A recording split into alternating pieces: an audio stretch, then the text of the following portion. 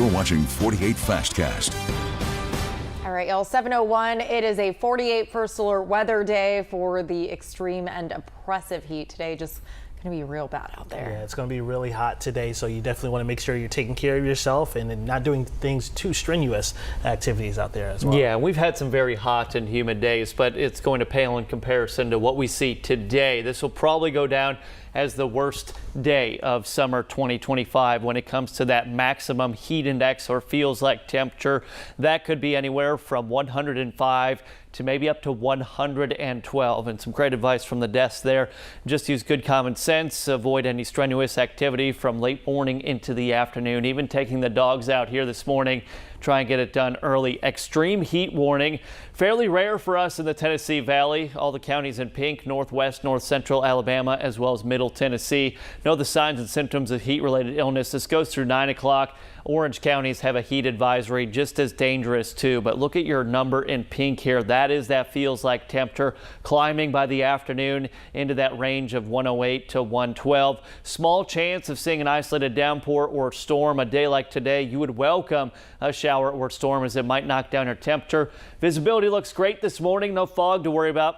Temps right now in the mid to upper 70s. This is your 48 First Alert Road Report, sponsored by Bankston Motorhomes. All right, taking a quick look at your roadways this morning, you can see that back up there, County Line Road, 565. You can see just how significant it is. Now, I'll take you to the map real quickly because there was an accident just around the County Line Road area. That has since cleared according to the map here, but you can still see a significant delay going all the way back to the Mooresville area. So just be aware of that if you're heading out on the roadways today. There's also an accident, a lane block on 431 southbound at Miller Lane as well. So just another thing to watch out for. Your drive times this morning looking like this: Decatur to Huntsville 28 minutes, Athens to Huntsville 29. Gina. Jonathan, thank you. All new this morning in Franklin County, a grand jury has indicted a man for animal cruelty. The case dates back to February when 2 horses were found extremely emaciated. Franklin County deputies were notified about a horse in Hodges that was believed to be dead. After checking on the animal, authorities learned it was actually alive. A deputy told our media partners at the Times Daily the horse was extremely weak and unable to stand. Authorities found a mare near its mother that was also in bad shape. Now, the owner of those horses, Jack Davis, was later indicted on an animal cruelty charge. Lauderdale County prosecutors, meanwhile, have charged a man with 23 counts of animal cruelty. The charges against Stephen Reynolds stem from a case which we told you about last month, in which dozens of dogs were found living in terrible conditions. A woman named Teresa Counts was also charged in connection with this case. She was also previously charged in a separate case after 80 dogs were found in squalid conditions on her property in January, but those charges were dropped as part of a settlement agreement. This morning, Madison County Sheriff's deputies are continuing to investigate the death of a woman who died at a jail on Friday. Now, the sheriff's office says Erica Adams was found unresponsive in the jail's infirmary Friday afternoon. Adams had been booked into the jail the day before on a criminal trespass charge. Now, we're told she was placed in the infirmary after being arrested due to several health issues. Authorities tell us they believe Adams died from natural causes. She was 41 years old. The Morgan County Sheriff's Office has received more than $500,000 in new equipment to help keep you safe. The department received 7 new patrol trucks along with body cams, vests, and other safety gear from the federal government. Morgan County Sheriff Ron Puckett says much of their equipment was outdated, so it needed to be replaced. All new this morning, the Decatur City Council has chosen 3 people to fill vacant director positions within the city. Chad Bowman has been offered the planning director position. Johnny Jones has been offered the youth services director role. And Hunter Allen is the city's next pick to be the parks and recreation director. This is all according to our media partners at the Decatur Daily. Well, still to come, school is almost here, and part of that means getting your child's needed medications. We'll tell you if local pharmacies have enough on hand.